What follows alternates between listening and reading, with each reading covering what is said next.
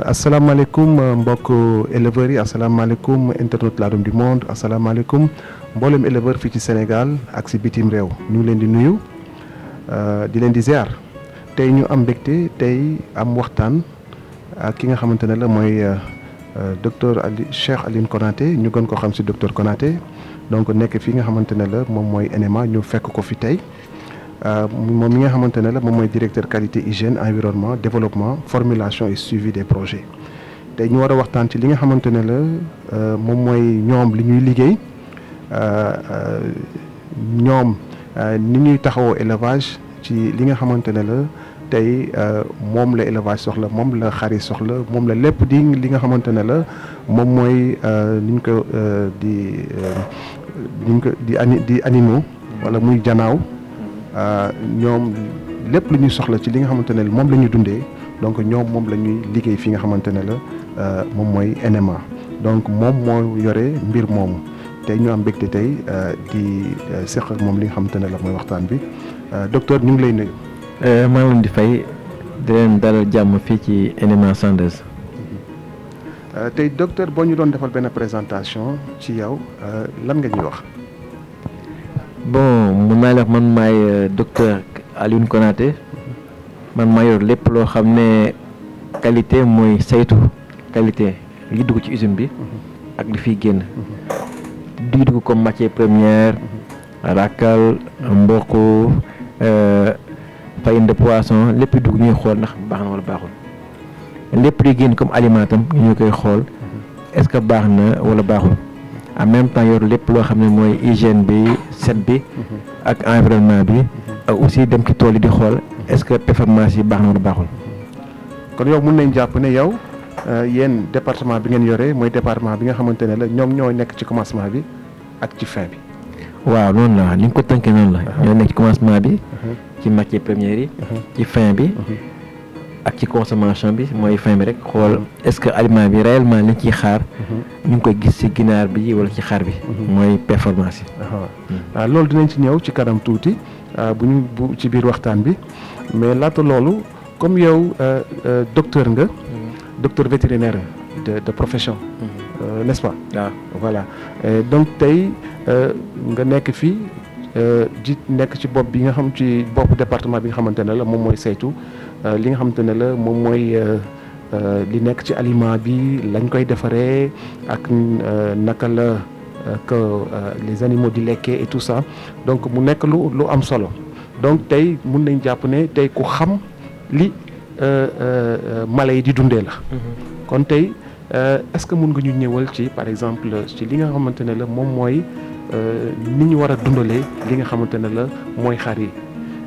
yii ñi nga xamante ne la moom la ñu yar muy xaru laadum yi parce que gis nañ ne yéen a ngi def ay aliments yu mucc ayib ci li nga xamante ne la jëm ci xaru laadum yooyu ñuy wax ñu bëggoon rek nga ñëwal ñu ci alimentation parce que gis nañ ne lu ci bëri dañuy jànkoonte ak ay jafe-jafe yu ni mel ci biir li nga xamante ne la moom mooy li ñuy lekk nga bëgg ñu ñëwal ñu ci loo xamante ne la de manière ramassée voilà ci naka lañ leen war a yore ci fànn woowu. waaw bon ni ñu koy résumé rek mooy xar dafay junj mala la boo xam ne yàlla du ko bind mu junj mooy day lekk di ko génnee di ko digérer ba pare ci biiram rumen am ay li ñuy wax microflore ay doomu jàngoro yoo xam ne lépp lu mu lekk ñoo koy toggaat mun ko jëriñ donc xar li muy soxla loo xam ne dundam am wér-gu-yaram am màgg am meew mooy ndox mooy lu njëkk parce que ndox boo xoolee mooy 70% ak 80% du poids soxla tam fourrage bi mooy ngooñ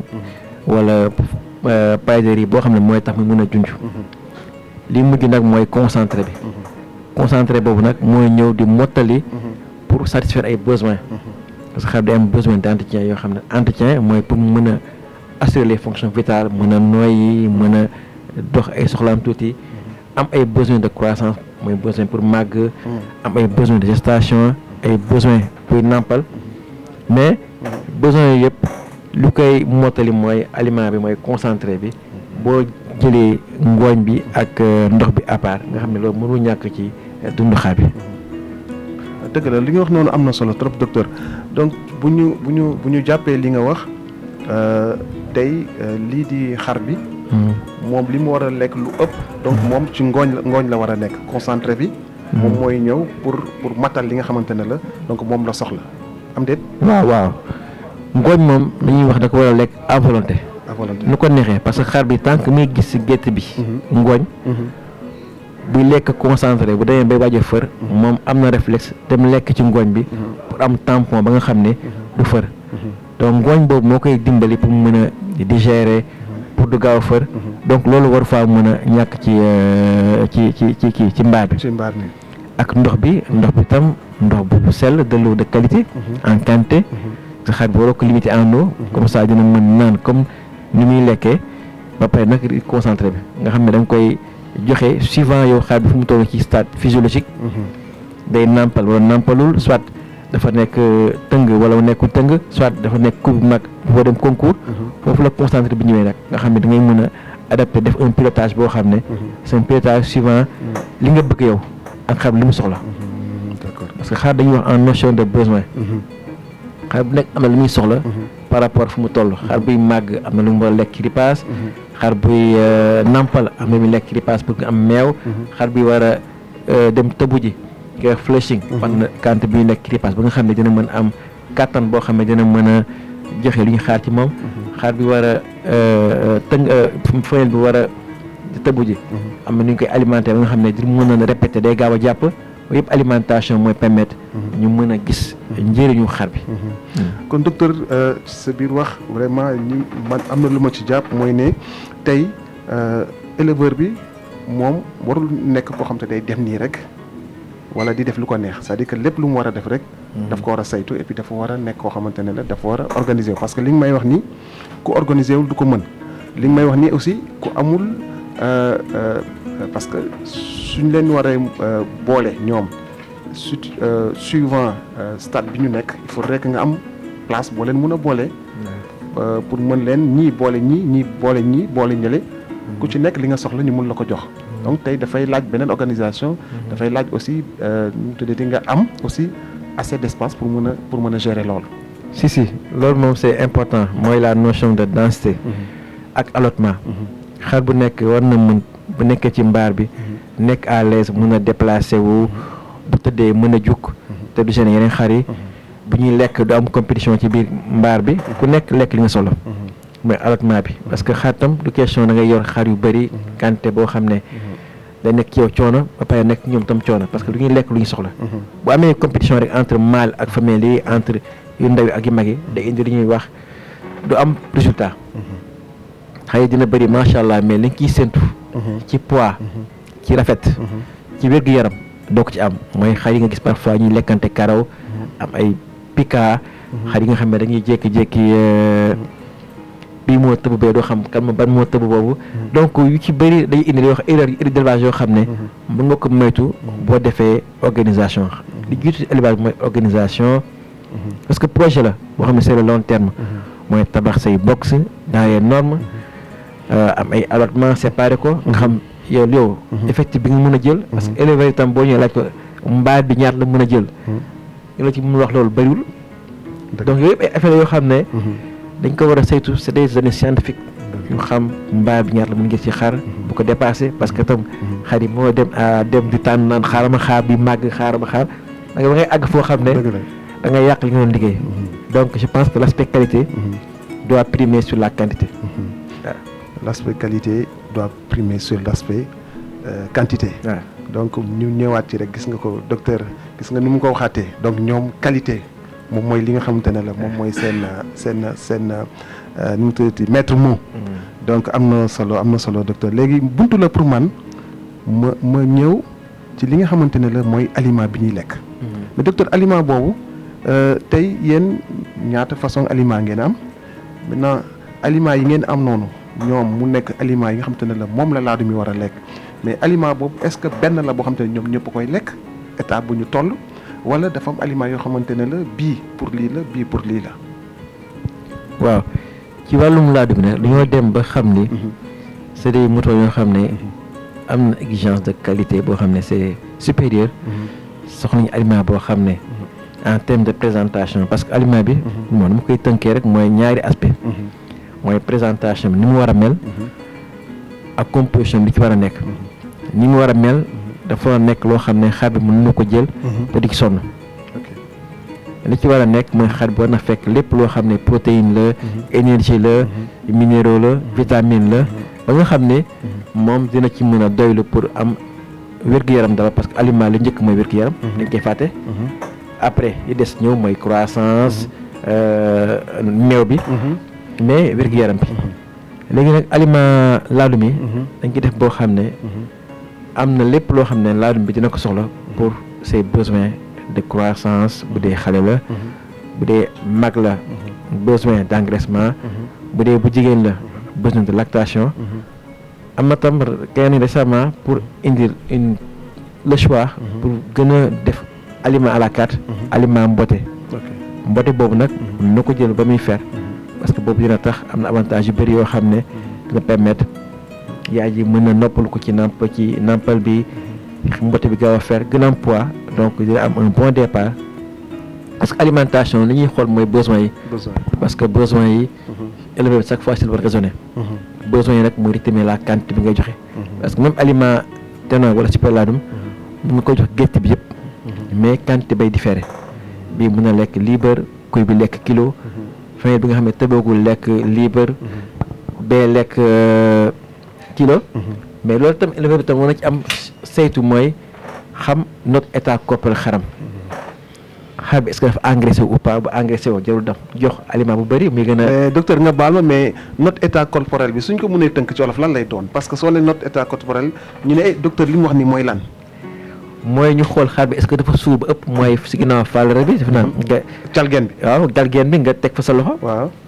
booy laal yax yi mu loxo bi sa loxo dugg waaw nga xam ni xar bi suuram des na dafa loof nga yokk aliment bi mu may ko mu rattrapé wu boo ko lambee nag mu macha allah mu duuf nga xam ne kii na war naa wàññi sama loxo parce que xaritam comme nit rek poids dafa am solo poids bi boo xoolee ci nit yi sax maladie yi gën a bëri léegi mooy maladie yu indi poids yi dañ leen naan wàññi sa poids de sport donc xaritam bu tollee foofu feebar da koy yomb moom tam da koy soxla comme nit bi waaw comme nit ki ok parce que boo xoolee feebar yu gën a bëri ci xar yi mooy maladie métabolique yi ay maladie métabolique mooy lan ci wolof mooy lépp loo xam ne dafay nekk yaramu xar bi war ko jëriñ mu war ko génnee wala moo ko jëriñ ci wàllum togg ay affaire bu demee ba nga xam ne nag loolu jëriñtu ko mën na indi loraange ci moom mais au départ da koy jëriñ mais bu demee ba ëpp wala circuit bu mu war a jaar pour génnatu fa da indi loraange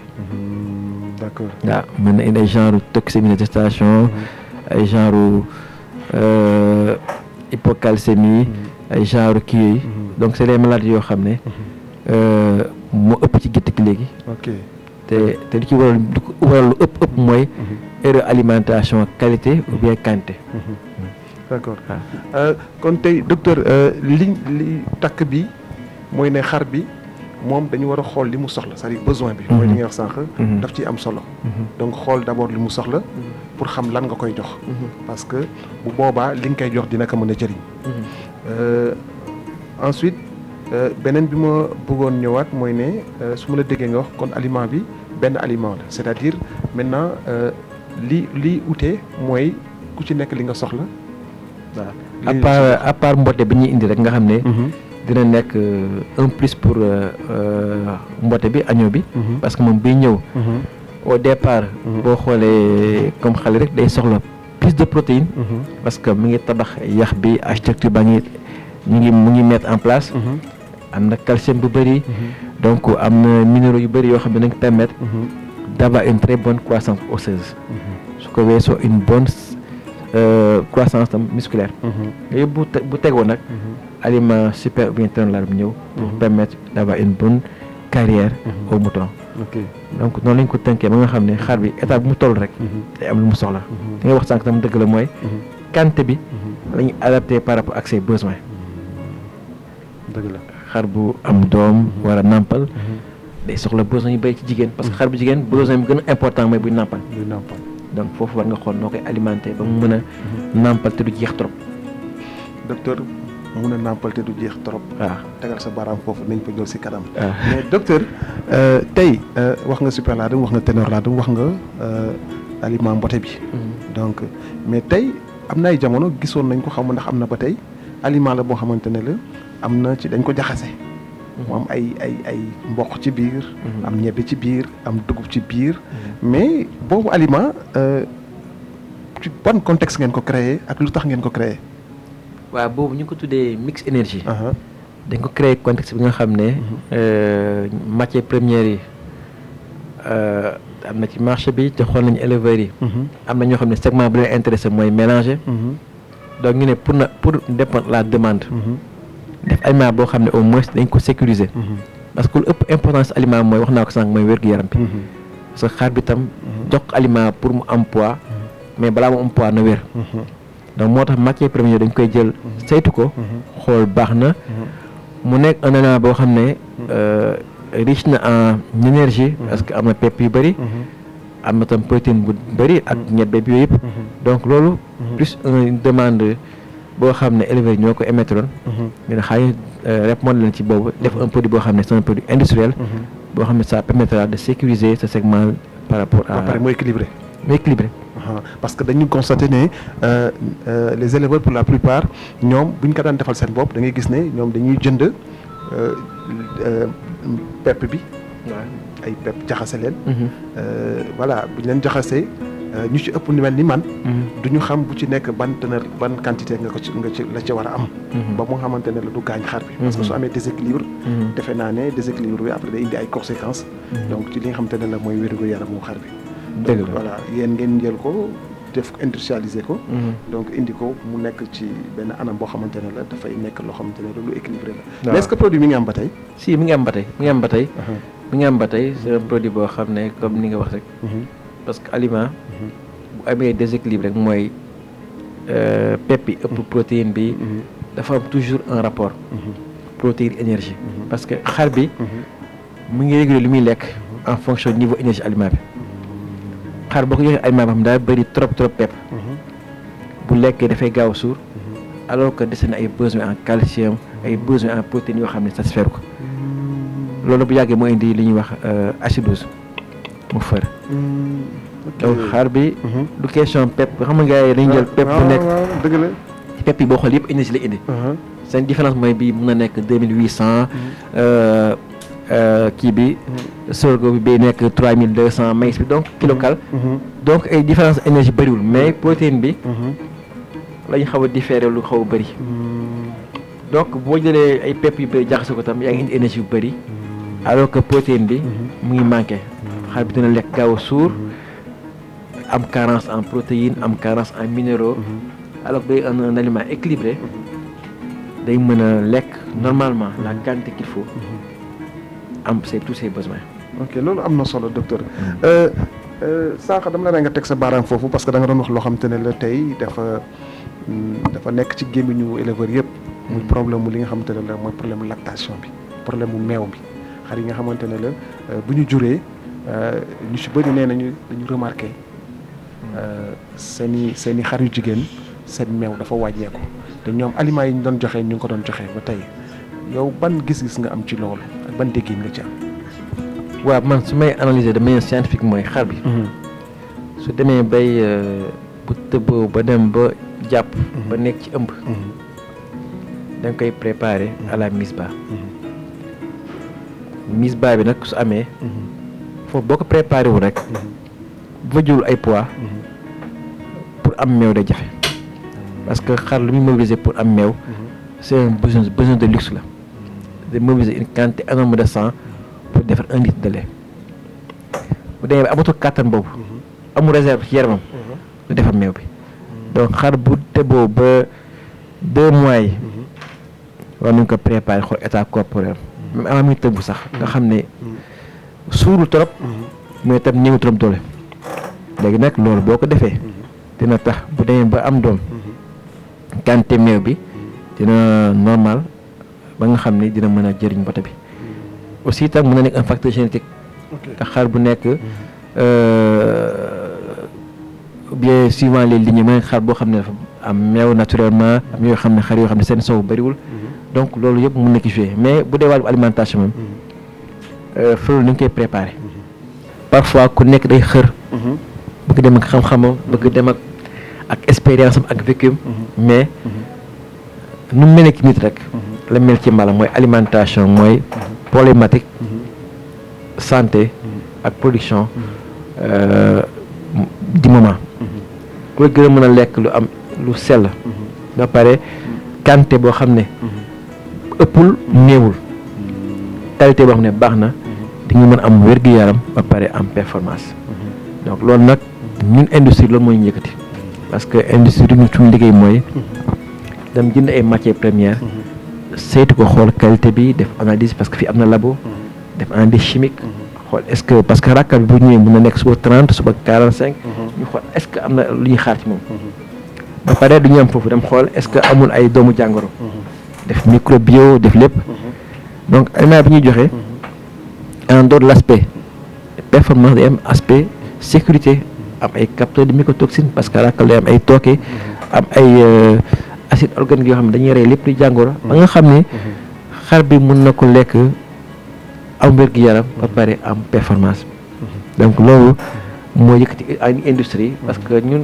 éleveurs c'est des partenaires te aliment bi ñuy defar dañ koy jëpp def ci ay test def ay essais yóbbu école vétérinaire bu nekk thèse ñu xool parce que loolu boo ko defu rek da ngay nekk di lambatu te ay bakkan dëkk lambatu da ngay def loo xam ne lu wóor la loo xam ne dina mën a indi performance yi gétt gi.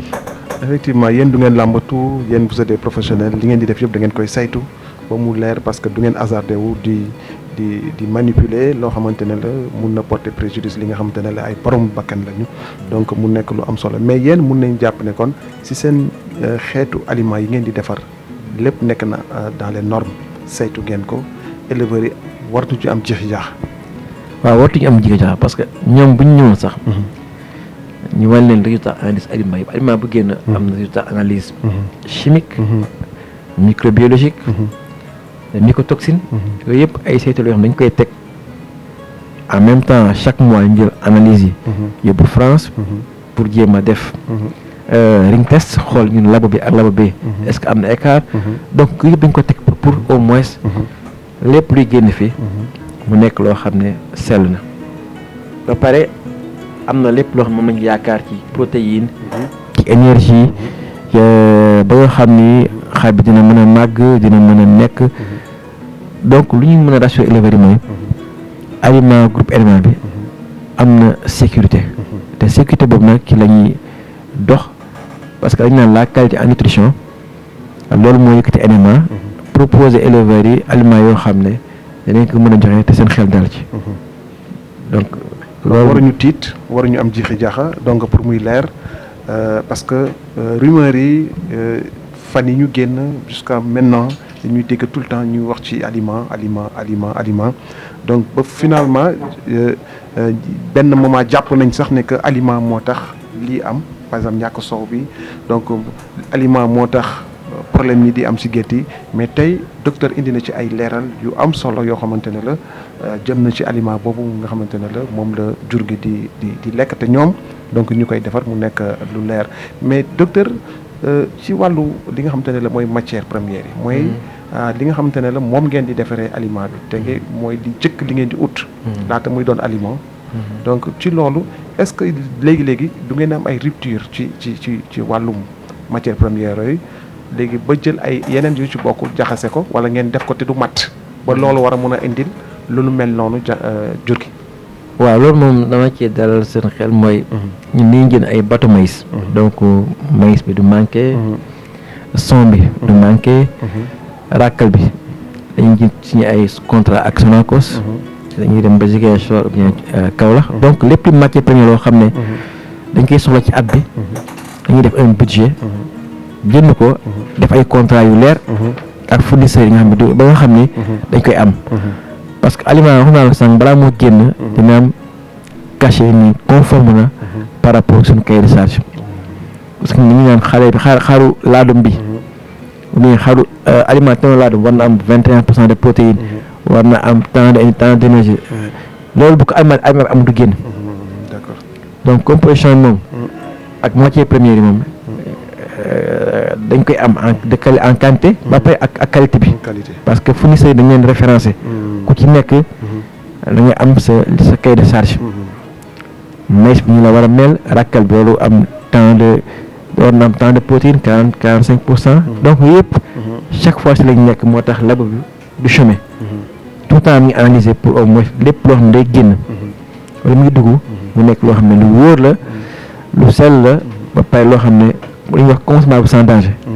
consommable sans danger xam nga tey docteur loolu tax ñu si nekk ci war ci taxaw dafa tax parce que problème bi mooy comme ni ma la ko waxee temps yëpp problème kii la ñuy wax nu mu tuddati problème alimentation li ñuy coow yëpp loolu lay jóge moo tax nag ñu xaw ci yàgg c'est-à-dire que pàcc bi ñu xaw si yàgg bëgg mu leer ba nga xamante ne la donc buñ ci jógee éleveurs yi ñoom dinañ seet problème bi feneen dañ koy seet mais dootul nekk ci li nga xamante ne la donc moom mooy aliment bi maintenant toujours ci cadre donc aliment boobu maintenant tey est-ce que mun nañ ko xool ci peut-être xëy na ci entreposage bi pas fii mais au niveau des éleveurs par exemple parce que dafa am benn délai aussi de péremption n'est-ce pas loolu bu ko dépassé aussi tamit su fekkente ne aliment bi wala aussi ci condition de stockage yi aussi bu fekkente ne la lépp ñëwul toutes les conditions ne sont pas réunies pour que mun ko stocker dans de meilleures conditions aussi loolu mën na indi aussi tamit léegi ay jafe-jafe ci aliment bi ba nga xamante ne na mu waroon mel du ko mel voilà am déet. dëgg la parce que produit boo gis rek am na ñuy wax condition de stockage date de péremption mais date limite d'utilisation ñun li ñuy conseiller éleveur rek mooy aliment ni mu gën a frais rek mu gën a mën dañ ferñeent yi mu gën a mën a indi duñ koy soxlawee donc aliment bi ñun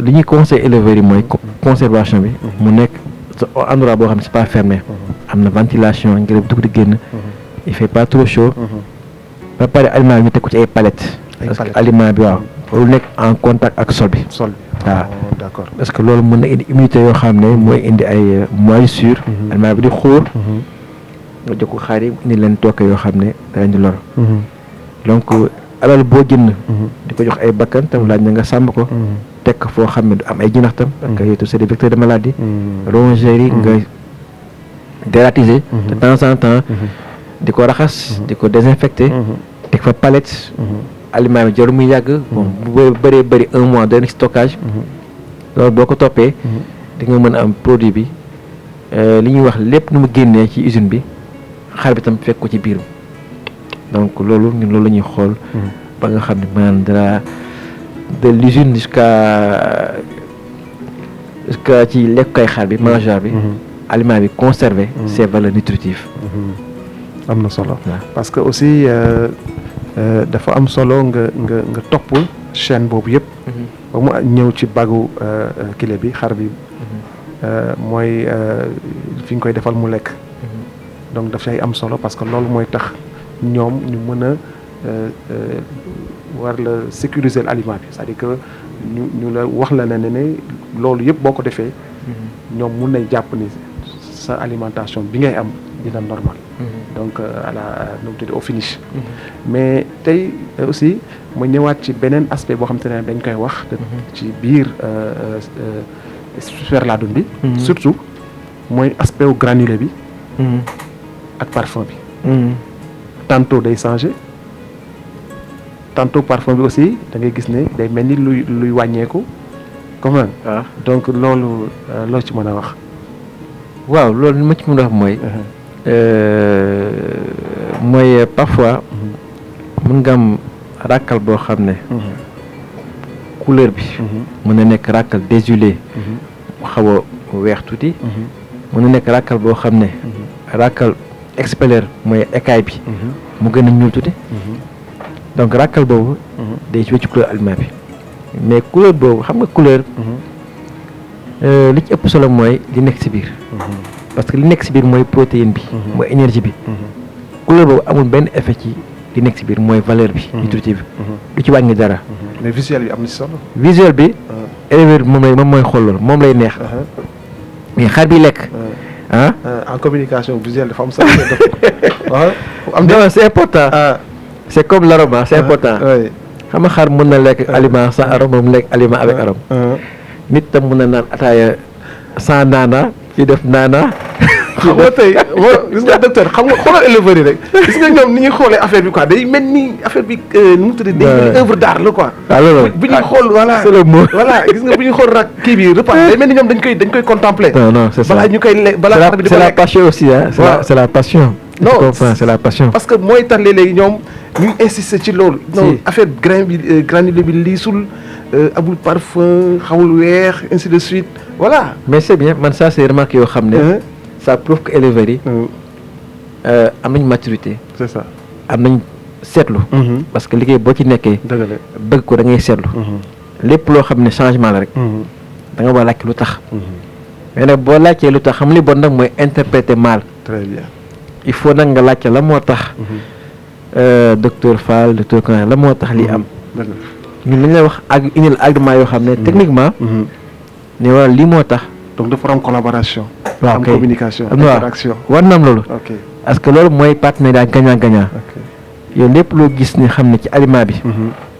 daana koon gis. lépp loo xeeñ ci loo xam ne. parce que peut-être odorat yi ñu nag xar bokkul ku nekk ak nu muy xeeñtoo nit tam bokkul on a pas la même sensibilité. donc loo xam ne yow wàññeeku na ci yow rek. woo ma wala nga woo Fall nga xam ne nañ ne leen lii moo tax. loolu xam naa dalal sa xel. parce que tam nous on est très transparent. parce que liggéey bi yëpp solo mooy ouverture transparence ak communiquer.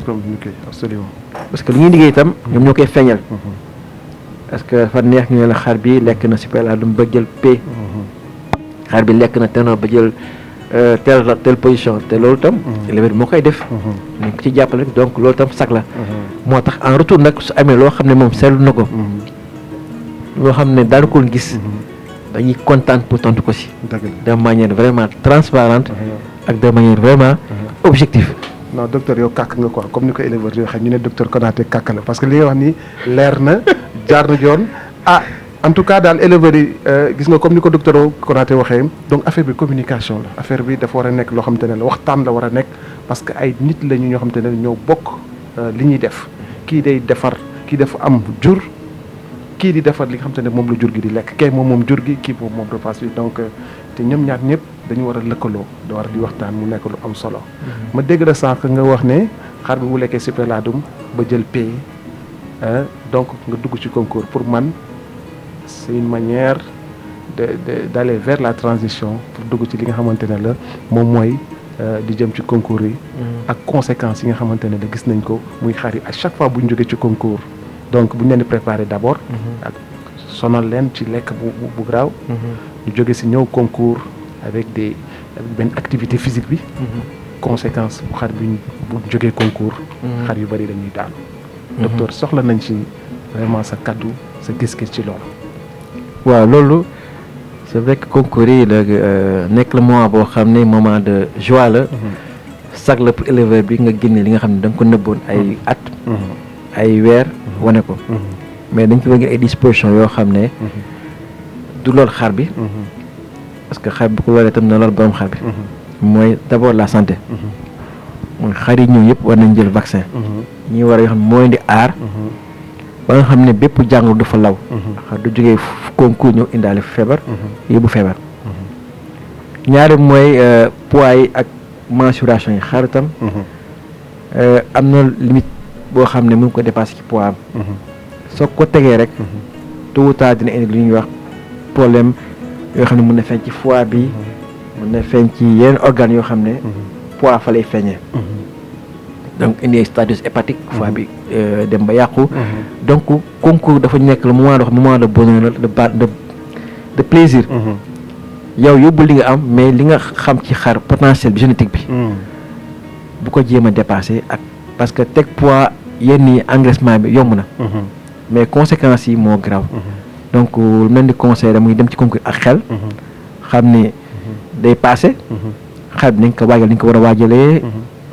d'abord ki tànn bi génétique bu amee xar bu baax su baax. dina mën a yàlla ak aliment bi mën a wane lu mu denc. mooy expression du potentiel. donc alimentation boo xam ne c'est équilibré. ba pare un plan d'alimentation boo xam ne ça suit une logique de poids boo xam ne xar attan na ko. bu demee bon je pense que nekk dans un endroit boo xam ne. y a moins de stress. xar bi tam soxla stress yu bëri. am confort dina ko dimbali ba nga xam ne même buy perdre poids sax wala bi sonn. bu ñëwee dina mën a rattraper compenser li mu fa jëlee comme coono. yow contre le fait que ñu jël xar yi di leen di yokk seen poids mais niñ koy defee moom la ñu war a xool. waaw man li ma contre mooy surpoids. parce que xar bi mën na am poids. mais du am surpoids. dem ba am obésité. comme surpoids mooy lan docteur ci wolof. mooy poids bu ëpp wala ëpp ba nga xam ne xar bi du mun dox. day am problème dox. xar bi day am problème jug. xar bi di nga dem ba du mun a tëb yeneen xar yi. donc yëpp. parce que xar bi loolu. mën na indi ay gàllankoor ci biir yaram. ci wàllum foie bi wax naa ko sànq. ci wàllum xol bi. xar bi day gaaw a sonn. dëgg la waaw boobu surpoids la day gaaw a sonn. donc xar bi na ñëw daal nekk un animal équilibré. équilibré. ba nga xam ne boo lambee notre état corporel duuf trop. parce que bu demee ba ay 5. xamal ni xar bi dañ ci risque yoo xam ne mën na ko lor. parce que xar da ngay xoolee comme sa bopp rek. nit da nga naan nit bi yow sa taille waroo ko dépasser presque ci bëri en poids. donc boo dee sa médecin naan la wàññi sa poids bu lekk guddi parce que poids mooy loo xam ne neex naa jël. mais conséquences yi moo grave. parce que xar boo koy jox lépp luy pepp lépp loo xam ne pepp la. day gaaw jël poids. mais poids boobu nag à la longue mën na ko indil loraange. surtout nag ak manque d'activité bi c'est-à-dire que espace bu limité bi étroitesse bi nga xamante ne la xar bi du mën a bouger ensuite du am baar bi du ubbeeku ba war a am soleil ba xar bi. yooyu yëpp facteurs yooyu aussi tamit bu ñëwaatee ajouté si li nga xamante ne la mooy problème surpoids bi. ça n'arrange pas les choses. non ça c'est des facteurs de risque quoi. et c'est des facteurs de risque xar dañuy toog. sédentaire duñuy yëngatu duñuy am benn activité. donc ku ñëw yëkkati leen. jugaat demaat. ñu am temps noppalu ko. ak tam récupération bi si la bokk aussi. donc loolu c'est des jours yoo xam ne. très difficile pour les moutons. yoo xam ne plus mu gën a gàtt rek plus mu gën a nekk tam si ñoom tawféex. mais est-ce que docteur yow jotul tey ci à la veille de grands événements comme par exemple les expositions les foires et autres tey que les gens wala yéen ñi nga xam ne les scientifiques. que ngeen ñëw vous vous prononcez c'est-à-dire que lancer benn appel c'est-à-dire que pour inviter les éleveurs à ce que ñoom ñu am benn façon bu ñuy préparer xar yi pour éviter que tey ngeen alerter quoi en fait alerter voilà justement alerter avant que ñu dem ci catastrophe quoi. oui je pense que loolu c'est une bonne idée boo xam ne dem ci prévention bi. parce que nit yi yu bëri dañuy dem. mais xamuñu donc. ce serait bien ñu wax leen xam naka lañ koy préparer avant mi dem foire. ci wàllum alimentation bi. ci wàllum wér-gu-yaram. ci wàllum tam. est-ce que seen plan de communication loolu war ci bokk. parce que yéen tamit war na leen mun a. si war na ci bokk xam naa ne nañ ci gën a jublu. parce que on a l'habitude de communiquer ci foire yi. mais avant tam c'est important. avant les foires ñu wax xëy naka la ñu war a ñëwee. naka lañ koy waajalee. naka lañ ko mën a jox ay garab yoo xam dina wàññi stress bi. ba nga xam ne bu ñëwee moom dina mën a dékku lépp loo xam ne dañ ko koy teg foofu. ci wàllum stress. jël muy déplacé ci concours yi dafa metti ci xar bi. ak le bruit sonore. tout ça parce que xar bi tàmmul loolu. tàmmul bruit sonore yi musique bi fii. donc yëpp am na ay ni ñu koy tàggatee. du ko dindi may dina ko wàññi ci moom. kon mun nañ xaar d'ici événement yi di ñëw tey si cette plan de communication ngeen jël ce volet là en main. waaw incha allah bëgg nañ ci xam naa. da ngeen ki jàppale yéen sax comme ça dinañ nekk loo xam ne. ñun on est partenaire quoi. La Donne du Monde. waaw c'est La Donne du Monde est partenaire de. donc on va y travailler quoi. c'est un concept boo xam ne. une bonne idée. avant les foires wax gars yi foire bi naka lañ koy waajalee. bu ñu demee quelles sont les mesures à prendre. xar bi naka lañ koy téye ba nga xam ne. bu delloo kër gi tam. naka lañ koy préparer waatee. tey ñun comme ni ma ko waxee rek Ladoum du Monde ñoom ay partenaires naturels lañu ci NMA. Et que aujourd'hui vous pouvez compter sur nous pour ñu accompagner leen ci plan de communication boobu. Donc à chaque fois à la veille d'un grand événement. Donc voilà pour ñu vraiment alerter les éleveurs et tout quoi. te loolu lu ñuy neex la quoi. Donc vous pouvez compter sur nous. Maintenant pour wax ci actualité bi. tey gis nañ ko Covid-19 bi. ñu ngi ci deuxième vague bi. donc première vague bi métti woon na trop. donc deuxième vague bi ñu ngi dem ci benn niveau bu xaw a doy waar ñu ñaan yàlla rek. yàlla yeme la ko fi. mais tey yéen loolu na ngeen ko dundee est-ce que vraiment amoon na impact yéen au niveau de votre production et tout ça. waaw je dirais que am na impact nag am na impact parce que am na impact ci moment couvre-feu bi. parce que production bi wàññeekoon na bu baax a baax mbas bi parce que activité yoo xam ne dafa taxawoon. te c'est débouché. donc on était presque.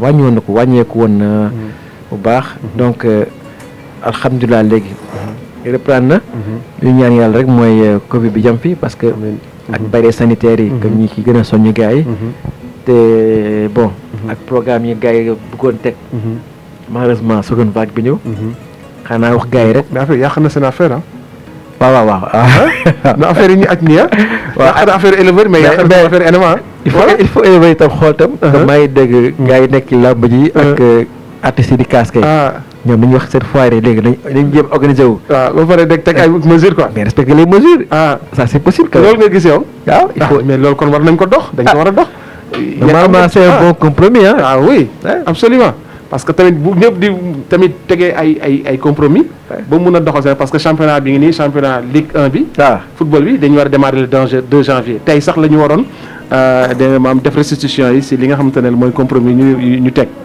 donc éleveurs yi tamit war nañ ko mën a def oui parce que il faut pas attendre toog dañuy xaar loo xam ne bon yàlla xam kañ lay jeex waaw il faut que nag ñu amee des mesures alternatives d'accompagnement mooy soit limiter le nombre de participants c'est ça wàññi ko mais docteur yaa ngi jox non li ma dafa tàkk nga quoi docteur te loolu éleveur nañ ko dégg parce que li nga wax ni am na solo te ce qui est sûr c'est vrai que loolu kii la quoi idée bu baax la c'est-à-dire que wàññi nombre de box yi pourquoi pas non waaw wàññi ko visiteurs yi aussi nga limiter ko mais jour tel donc war nañu am nombre de visiteurs bi ñeneen ñi xaar beneen jour si pourquoi pas wala bu ñuy duggee teel bu duggee xaar ba teel génn non il faut li nga wax ni grave na docteur non am na solo non loolu faut ñu communiquer quand même qu'on puisse effectivement s'adapter en attendant que muy gën a stable quoi c'est ça parce que waaw xamuñu kañ parce que tam yombul tam ngay am say xaar di ko denc alors que am nga envie wane ko heureusement sax que yéen a ngi fi pour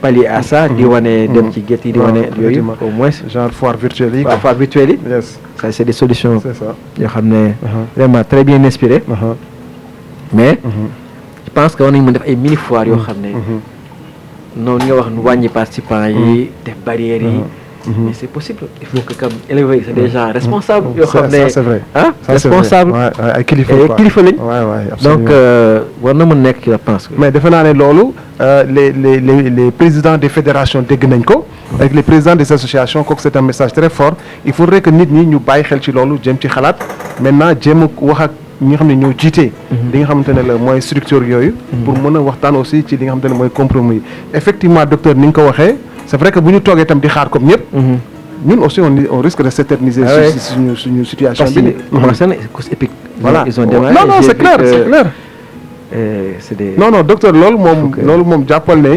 dinañ ci jéem a ndox dinañ ci jéem a waxtaan mais de manière générale docteur tey noo gisee élevage laadum bi tey paysage bi la production xam nga niveau bi ñu toll donc voilà donc situation bi de manière générale yow naka nga ko jàngatee bon gis naa ni am na y a des progrès boo xoolee par rapport ak génétique bi par rapport ak mensuration tout ça y a des progrès qui sont là yoo xam ne chaque fois chaque adam on les voit boo xoolee itam de manière ñu ciy dugg bon mi ngi gën a bëri macha allah li des daal mooy ñu gën a intégrer dans le tissu élevage global parce que war ñu toog rek parce que laadum war na mën nekk une porte d'ouverture boo xam ne élevage Sénégal ci lay gën a développé kii waxtaan sànq en mouton de qualité en quantité donc loolu moo des c'est segments yi mën a développé y a beaucoup de débouchés laadum agneaux yi tout ça il faut pas mu nekk un élevage boo xam ne de prestige boo xam ne du apporter dara au Sénégal parce que laadum am na mën na weesu loolu te mu ngi koy war na ko mën et y a beaucoup d'efforts qui ont été consentis te gars yi xër nañ ci am nañ passion bi am nañ volonté bi je pense que organisation boobu structurelle boobu moo des ba nga xam ne dañ koy def en filière mooy filière laadum filière am day commencé ci ba ci production bi dem ba ci consommateur bi donc loolu ñu war a def filière laadum ko créer rek ñu nekk parce que laadum actuellement boo xoolee man si li may dégg nit ci yëpp actuellement problème pour jaay du ñëppay jaay donc yooyu nag war na am débouché mooy filière laadum boobu parce que munoo ku nekk mënu jaay même prix mais au moins bu ñëpp di jaay dañ gis seen bopp dëgg la waaw donc mu nekk appel bu am solo donc laadum bi nekk mbir moo xamante ne liggéey nañ ko donc niveau bi yéeg na vraiment nit ñi investir nañ ci gis-gisu docteur nekk gis-gis boo xamante ne gis-gis bu am solo la ñu war ko def filière donc war ko débuter ci production bi ba à la consommation Sénégalais yi war ci mën a jot ñëpp war ci gis seen bopp ñii yëngu ci laadum itam gis ci seen bopp parce que dañ ci liggéey bu metti def ci xaalis bu bari donc mu nekk loolu lu am solo tey docteur looy tëjee. waaw li may tëjee mooy di leen gërëm rek di leen sant yéen si vous êtes des partenaires parce que lii occasion la pour waxtaan ak mbokk éleveurs yi c'est ñoom tamit suñu partenaire lañu di leen masawu di leen wax ñun li ñu yëkkati mooy lépp loo xam ne day defal élevage lépp loo xam ne tam seen njëriñ la ñoom tamit donc ñun wax leen tam suñu buntu tijji nañ ko donc di ñaan tam ñaari genre waxtaan yi gën a bëri comme ça ñu mën a waxtaan suñu mbokk éleveurs yi xam seen bébét parce que lii tam occasion la tam pour tontu question yu bëri yoo xam ne ko doon waxtaan seen biir donc loolu lay gërëm di leen gërëm tam di wax tam NMA tam éleveurs yi ñoo ko moom parce que ñu fi nekk ñëpp ci bëri ay éleveurs lañ boo jëlee Claude Demba Diop docteur Fall c'est des éleveurs donc même passion la ñu am ko ñoom docteur Konaté aussi docteur Konaté donc on partage la même passion donc ñun lépp lu ñu avancé loo rek ak yéen moom la ñuy def ba nga xam ne ñun ñooy bokk résultat bi d'accord donc avancement élevage avancement NMA donc NMA moom lépp loo xam ne élevage particulièrement laadum da ci nekk pour dem NMA da ci ànd donc noonu lay tëjee di wax jërëjëf donc am na solo docteur donc am na solo xanaa rek su dee question bi am na parce que dañu bëggoon tëj mais comme ni ngi sur Facebook bi en direct donc li ñu bëggoon mooy mu am au moins 2 ou 3 4 questions yoo xamante ne la donc ñu jox ko docteur Konaté mu répondre parce que loolu mooy wane ne ñoom aussi li ngay wax ni ñoom soxal na leen parce que gis nga tey li nga wax ni dafa am solo génn bi nga génn ni tey dafa am solo parce que nit ñi dañ ko doon xaar parce que toog nañ benn moment amuñu explication te boo amul explication da ngay spéculer donc voilà donc lii daf ci am solo donc rek xanaa nga may ñu rek ñu xool question yi donc balaa ñuy waaw question bi waaw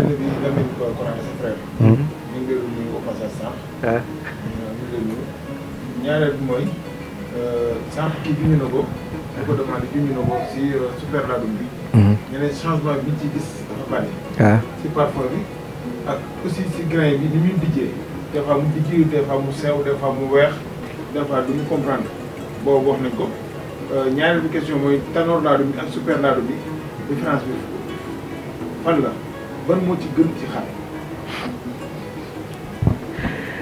waaw man dama naan pour man ñaari yëpp daal ñaari yëpp benn la boo xoolee ci valeur nutritive super laadum tanoor laadum ci wàllum protéine énergie minéraux sorentuñu mais nag xam nga xar ak éleveur ku ne ak loo tàmm ci mën a tàmm alimenter super laadum parce que moom psychologiquement fa lay sentir fa lay gisee xaram que l'aspect psychologique aussi important kii mën a tàmm jox xaram ténor mais sur le plan composition am na différence ci arôme bi parce que superladoum am na arôme boo xam ne vanille la ténor am arôme boo xam ne agrume la agrume lépp loo xam ne citron la donc moom li xeeñ boobu nit ki nag buy tànn aliment mën na tànn aliment parce que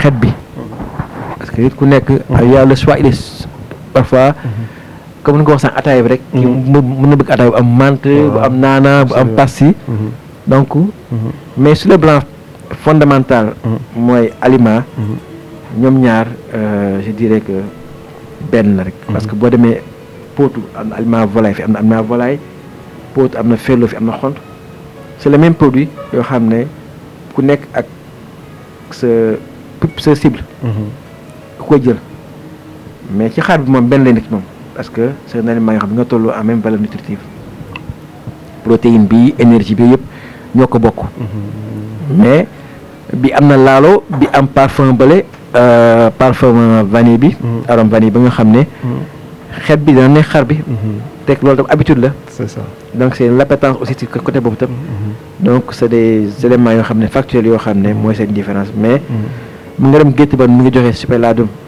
di am résultat bu baax a baax c'est normal mu da ciy continuer am ki joxe ténor moom la tàmm joxe da ci am résultat donc moom lay continuer donc je pense que c'est un choix beaucoup plus personnel que technique c'est un choix beaucoup plus personnel que technique donc voilà mu am solo xanaa ñu joxaat la beneen question bi nga xamante ne la waaw bu dafa am ñoo xam ne dañuy gis ni moom parfois dafay day jël ténor superladoum mélangé leen di ko jox xale su fekkee aussi tamit bu bëggee def transition jógee superladoum ténor aussi loo ko ci conseillé waaw li may conseillé mooy xar à chaque fois aliment nga def transition alimentaire mooy mélanger parce que wax naa ko sànq ci njëlbeen mooy xar daa am ay doomu jàngoro yu nekk ci biiram donc doomu jàngoro bu ñu tamee benn régime alimentaire rek waroo ko changer du jour au lendemain brutalement à chaque fois da ngay def mélange 2 à 3 jours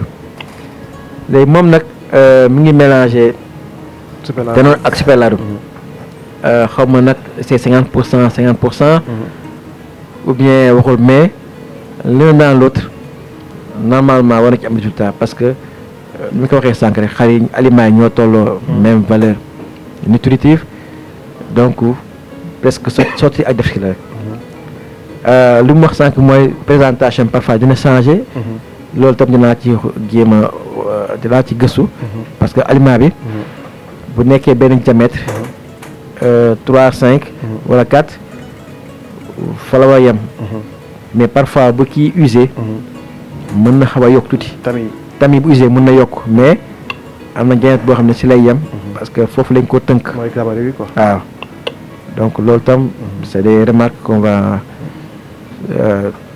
pousser wax ko ñu nekk production bi pour ñu koy télécharger quoi des filières yi d'accord am na solo loolu moo doon question yi nga xamante ne la moo jóge woon ci Facebook bi donc jëm ci li nga xamante ne la mooy docteur donc répondre na ci am na solo donc comme ni nga ko waxee sànq rek xanaa rek ñu tëj balaa loolu nag sam dégg naa sax muy wax ay arôme ak ay vanille sambeen ak siseen yi bu leen tax dégg arôme dégg vanille tax ngeen jël superladoum bi naan da ngeen koy maq waaw donc loolu pour jur gi la donc vraiment di rafetlu li nga xamante ne la mooy waxtaan bi vraiment di aussi remercier suñu partenaire de tous les jours donc leader dans la fabrication de l'alimentation du bétail et de la volaille muy NMA Sanders.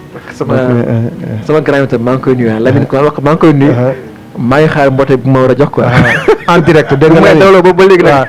waaw dégg nga ko de boobu en direct la boobu docteur moom la yónnee en direct donc mu nekk am solo voilà kooku moo doon suñu tey moo doon suñu njaatige moo ñu doon dalal tey fii si NMA donc muy docteur Cheikh Alioune Konaté ñu gën ko xam si docteur Konaté di directeur qualité hygiène environnement développement formulation et suivi des projets donc nii lañ leen koy defalee saa su ne Ladoum du Monde saa yu ngeen amee ay jafe-jafe saa yu ngeen amee ay seetlu lépp lu jëm ci li nga xamante ne mooy élevage ñun ñoo koy jël eggee ko ñi nga xam ne ñoom lañ ko war a eggee pour ñu jël ci trouver ci ay saafara di gërëm ñëpp di sant ñëpp di gërëm équipe bi mu àndaloon ci jiitu di président Mbaye Guissé di ci vraiment remercier ki nga xam ne mooy suñu caméraman bi suñu jinne caméraman bi donc Saliou donc vraiment jërëjëf.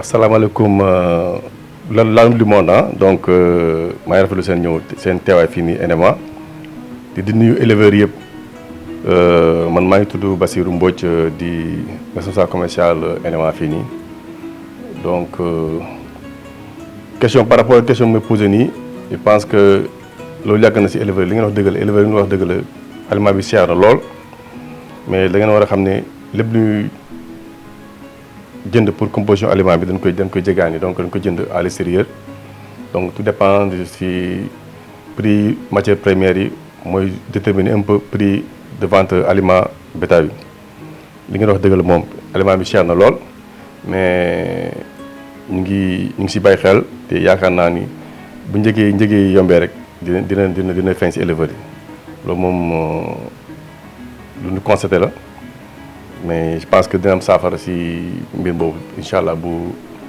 dee matière première yu ñu jënd bu fekkente ne kii na yomb na rek alhamdulilah y a pas problème di ngeen am changement si prix yi incha allah. parce que boo xoolee fan yi passé nii prix matière première dafa augmenté wu dans le monde entier donc du coup loolu terewul ñu ngi maintenir prix actuel yi xam bu doon daan suivre évolution marché mondial dañ daan yokk aliment mais. yërëm éleveurs yi xam ne ni situation bi c'est un peu compliqué pour tout le monde moo tax bi on a maintenu les prix et comme ni ñu ko waxee si njëlbeen rek bu fekkente ne am nañu possibilité am matière première yi ak njëg bu yomb dina am répercussion si prix de vente aliment bi loolu moom je pense que je mun ma la jox délai fii ak combien de temps la ñu wàññi aliment bi. waaw di rafetlu am suñu collaboration ak éleveurs yi.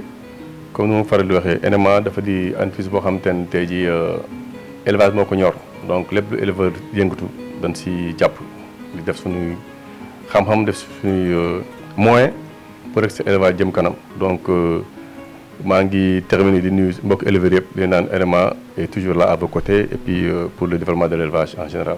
waaw Ladoum moom ñu ngi rafetlu seen liggéey tout d'abord donc li ngeen def ñu ngi koy suivre bu baax te yaakaar naa ni. bépp éleveur gis nga si sa bopp te yaa ngi suivre Ladoum du monde année 2021 nag ñu ngi fas yéene au moins gën a yokk suñu collaboration ñu xool ak suñu équipe ñu ngi def pour jéem a améliorer un peu contenu ak tout ça donc pour le bien de tout le monde waaw donc je pense que c'est bien parti pour 2021 ñu gën a am visibilité gën a communiquer avec les éleveurs gën a jege éleveurs yi te loolu yaakaar naa NMA si dynamique boobu la inscrire quoi voilà.